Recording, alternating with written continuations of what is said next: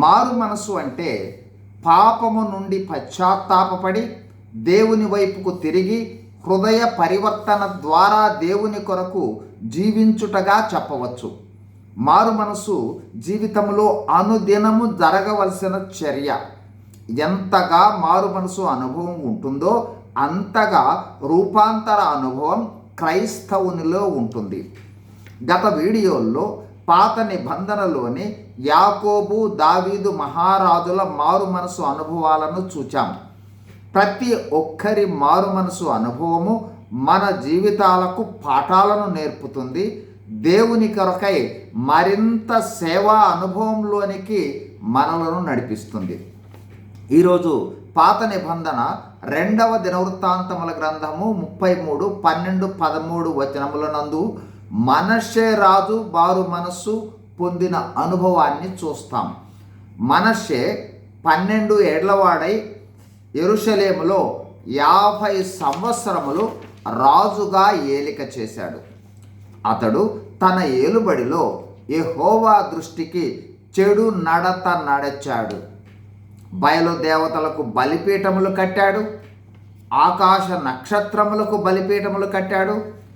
కర్ణ పిశాచములతోనూ సోదగాండ్రులతో సహవాసం చేశాడు. ఈ విధంగా యెహోవా దృష్టికి బహు చెడు నడత నడిచాడు.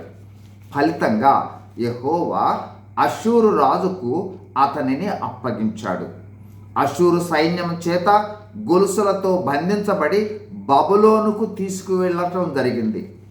అప్పుడు మనష్షే రాజు యెహోవాను బ్రతిమాలుకొని తన పితరుల దేవుని సన్నిధిని బహుగా తగ్గించుకొని దేవుని క్షమాపణ కోసం మొర్రపెట్టాడు.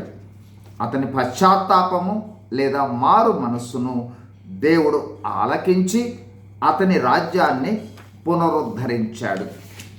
మనష్షే తిరిగి రాజ్యమునకు వచ్చిన తరువాత అతడు ఇతర దేవుళ్లను విగ్రహాలను తొలగించాడు.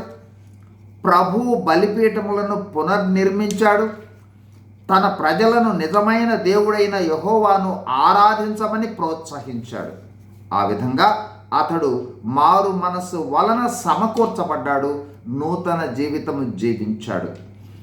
అయితే గమనించవలసినది, అతడు సమకూర్చబడ్డాడు, కానీ అతని దుష్ట నడతల ప్రభావాలు యూదా దేశాన్ని దిగజారుడు పదంలోనికి నడిపించినట్లు మాత్రము చూడవచ్చు.